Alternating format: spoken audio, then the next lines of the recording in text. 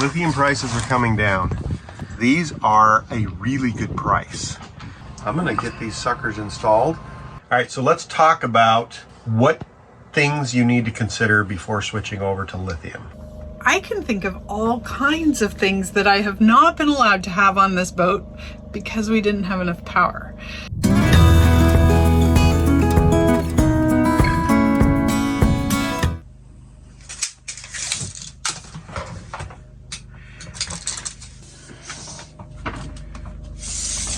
So they're basically going to take up this whole distance right here. Right.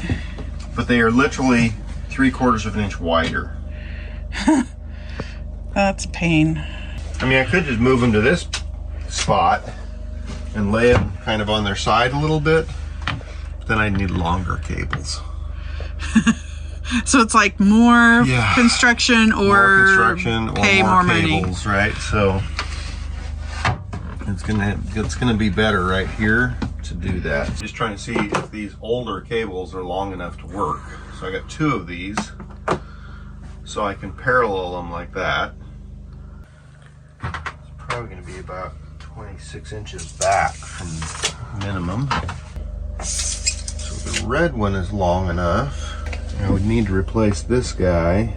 That's one of the concerns as you're reconfiguring a battery pack is never always okay. If we had just replaced these with the same exact thing, they would have just been plug and play, but they're not. So we got to change some things out. Time to get rid of the old.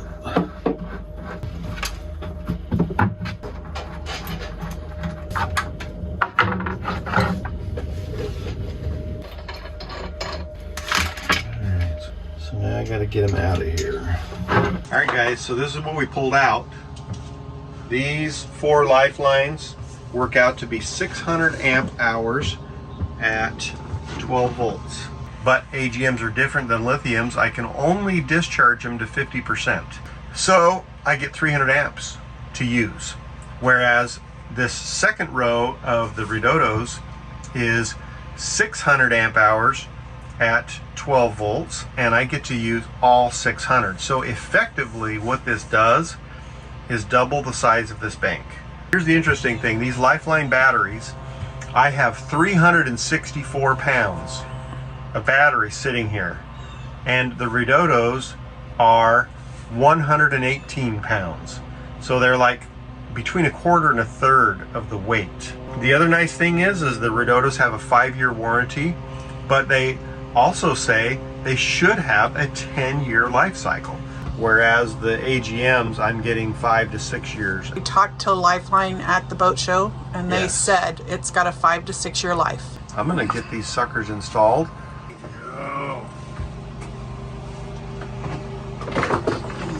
What do you think, puppy? Do you want some batter? Do you want some pancakes? Liberty is making us pancakes. Cinnamon roll pancakes. This is way yummy. Todd's over here cursing how well he built this box. Yep. Because now it won't come apart. I did make an error. When we epoxied this box, what I should have done was like filled the screw heads with something like silicone so that the epoxy didn't go down into the grooves of the screw. So now I can't get a screw gun in there to unzip them and take them out to modify the box. So screw heads are stripping out because they're full of epoxy, which doesn't come apart easy. So the whole thing just has to move over. Like literally like 3/4 of an inch. But if we decide to make this bank bigger, will we be able to set some more on the other side of it? Yeah. Because we've talked about making it bigger. Yeah, we'll have to see if 600 is enough for us though. All else fails, use a bigger hammer, right?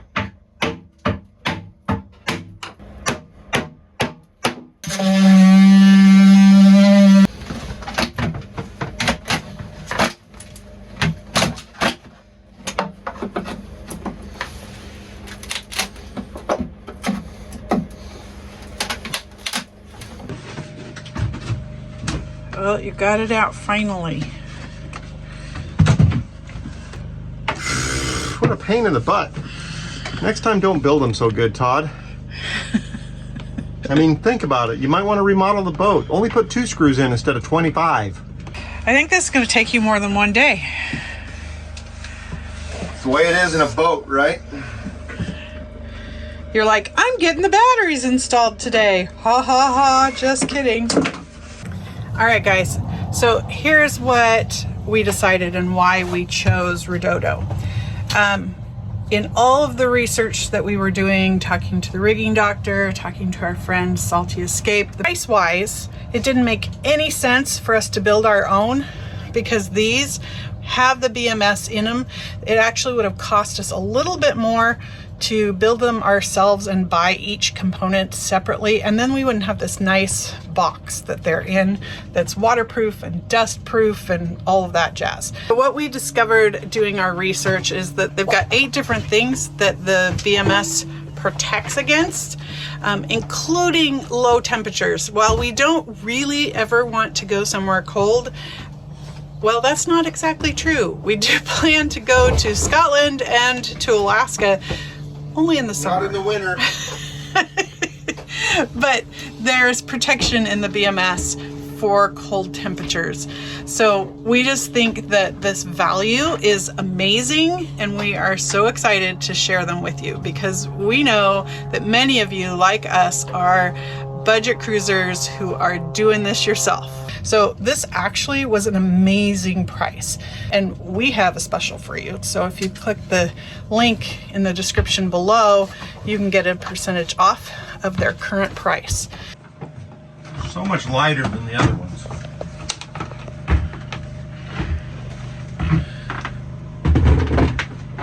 Nice handles. I'm just gonna see if they fit this way. I don't know if they will. They kind of do. But you could also do something like that. They don't have to be mounted perfectly flat. They can be mounted any direction except upside down. Yeah, but I don't like how that works for that. It's going to be hard and awkward to put those cables on right there in that position. But we could fit 4 in there. The problem is I still think we need that many amps. Lots of people have 1200 12-volt Have you banks. seen what they have in their boats? We have 7 refrigerators and 32 freezers. Everybody has a TV in their bedroom, and we have heaters and air conditioners everywhere. Okay, well, it might be nice to convert our kitchen to electric. Yes. We need to buy a induction cooktop and try it. Yeah. If we did that really cool 12-volt AC that Seawater Pro has, then we could run, if we had more of these. See, I could think of things to put into the boat. We have chosen not to do all the things because of the batteries. There's no shortages of things we could run. I can think of all kinds of things that I have not been allowed to have on this boat because we didn't have enough power. Lithium changes the game, and Redodo really ups that because the price is so affordable. Like, you guys, this is amazing. The Lithium and Dakota were 2/3 more expensive. More than that. They were 3 times as much, weren't they? Yeah. That's a game changer. That is a game changer right there. Yeah. So why are these on my couch connected together? We are equalizing them. We can put them in parallel for a few hours, 12 to 24 hours, and they will equalize the voltages so they're the same. And then I can install them. So I'm just kind of getting a heads up on this as I'm getting the box ready so that they're ready to go to do that. Here's as level as you can with mine.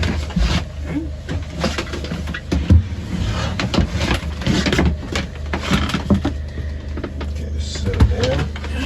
Now. Wait, this is moving, it moves. Yeah.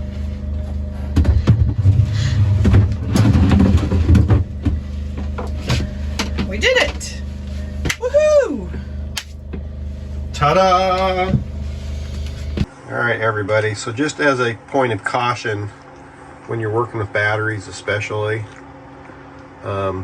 any battery, if the device you're using to work on them with is longer than the posts between the posts, insulate it with some tape so that you can't accidentally short out your battery. So just makes it so that I can't accidentally drop this wrench and have it touch both posts, because this is long enough, but you know, this is not.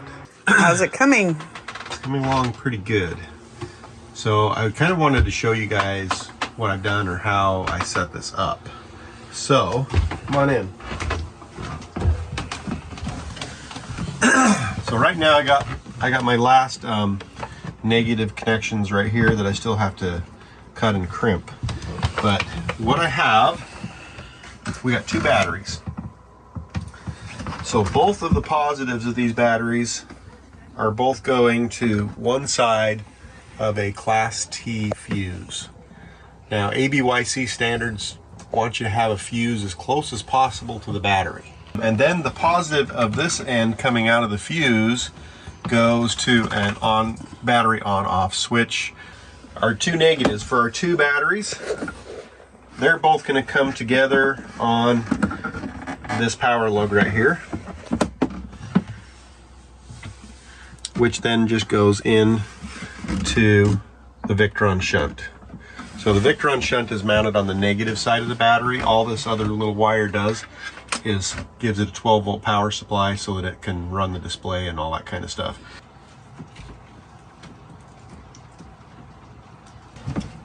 Cutting the shell off is one of the hardest things to do. You want to try not to cut too deep because you don't want to cut your individual strands if you can at all help it. But it is really thick because it has to take that heat and not melt or catch on fire, so it's really heavy duty. And you know, I'd love it if I had better lighting. It was brighter today, but now it's raining outside, so it's dark. You want to try to make sure, if you can, get all your strands in without them moving or coming out. Shove that on all the way. Get an idea of how you're going to install this so you can get the angle of your crimp so that it goes onto your spot nice and easy. So these crimpers I got from marinehowto.com. They're fully adjustable jaws for they have two gauges here for whatever fittings you're using, and there's two different styles of crimps that I have here. This is your typical flared crimp. I don't know if you can see the little flare on the end of it that flares out. So that's the typical flared crimp. These are called power lugs. They're a lot heavier duty. When you look at them in my hand, you can see how much bigger, how much heavier duty, how much thicker the wall is. I really like these better. So that scale on these arms has one scale is for flared fittings and the other scale is for powered lugs. So left is E, right is A. There's my E.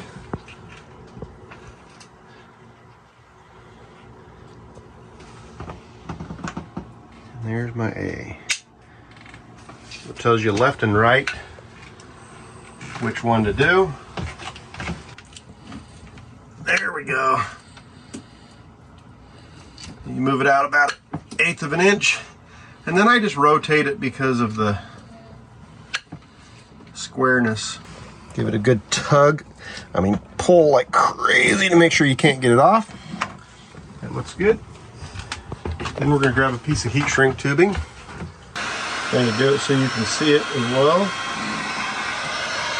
Clean fitting. You can see the outline of the wire and the crimp. Dielectric grease on there. And that just kind of helps keep corrosion down. Now, one thing you might be able to see on this with the light is you can see the profile of the bends on those two. They mate together right there, flat. So now the next one that I put on I actually can go either way and it still works. But check those angles when you're putting them on, especially the first one. All right, so let's talk about what things you need to consider before switching over to lithium, specifically chargers, right? Most boats have 3 methods of charging. The first one is your AC power. So when you're plugged into the dock, you have power coming into your boat, running everything. Typically there's some sort of charger that keeps your banks of batteries charged up.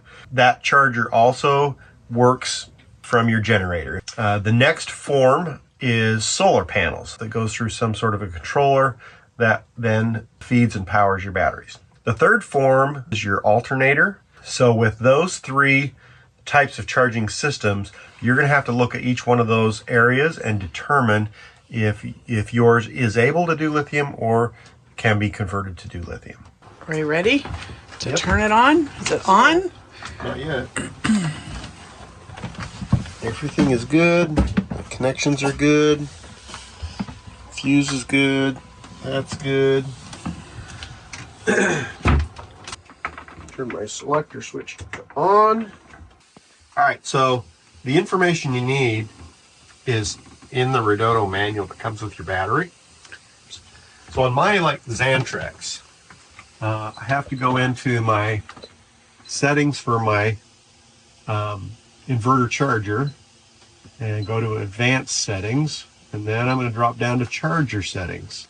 So first of all, under battery type here, it's set on custom. These are my parameters. Yours may be different. So this allows me to do AGM or gel or flooded lead acid or custom. So I have to put custom. Some of them, the newer chargers, will actually say lithium. It doesn't have to say lithium.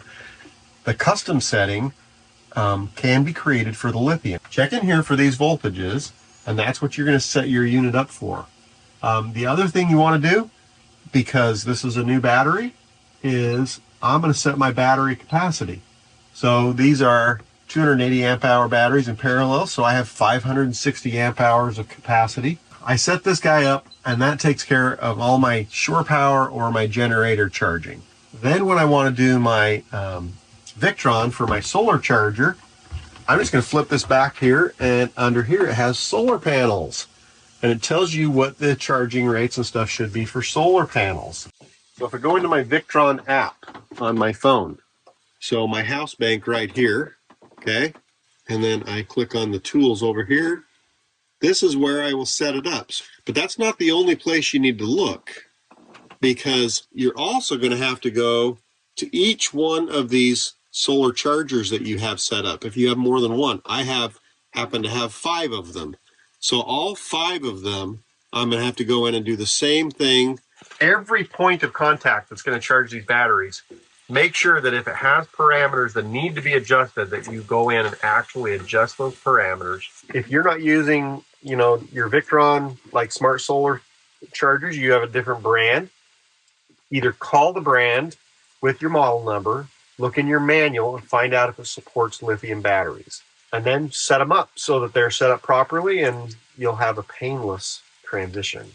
In my case, the Victron was pretty simple because it actually specifically says lithiums. But the Xantrex, it's an older unit, and so I actually contacted them specifically to make sure that it was able to charge lithium, and then I had them go through those parameters with me, and I made sure that I had it set up properly.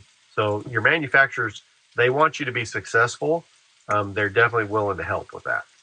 All right, now, a lot of you will have a diesel motor in your boat that will have an alternator on it that charges your house bank.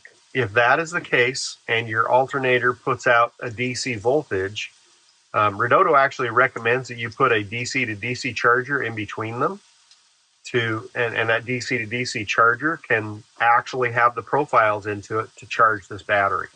There are some smarter alternators out there, like the Valmar, that you can buy that have smart BMSs on them. You just have a regular dumb alternator. The easiest thing to do is to put a DC to DC charger in between them, and then that dumb alternator just dumps power into the charger, and the charger configures it the right amount for your batteries.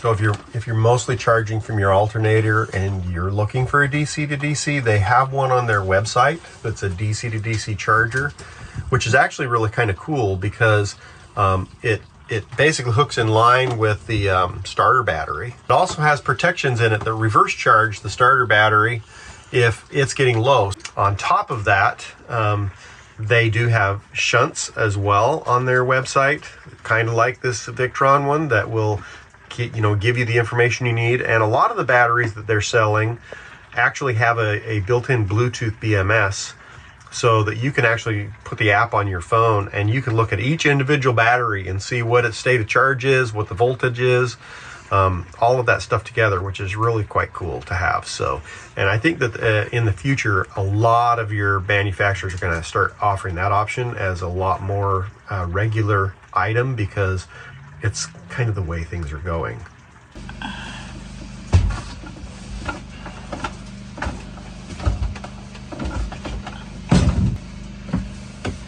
Where are we going to take those?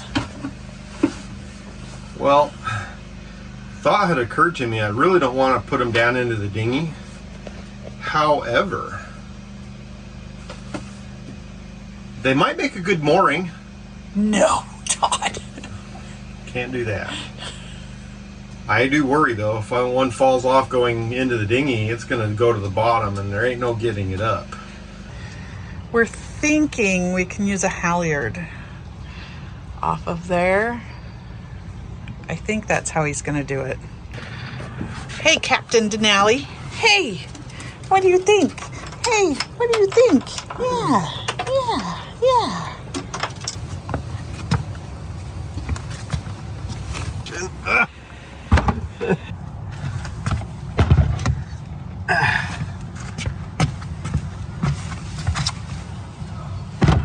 So I called the recycle center this morning to double check that they could take it. And they said yes, and it's 10 cents a pound. And I was like, how much are we gonna have to pay to dispose of these? And she's like, no, we pay you. That's a plus.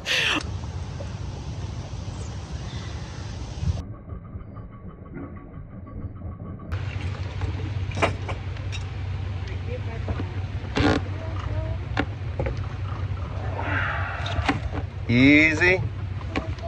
Easy.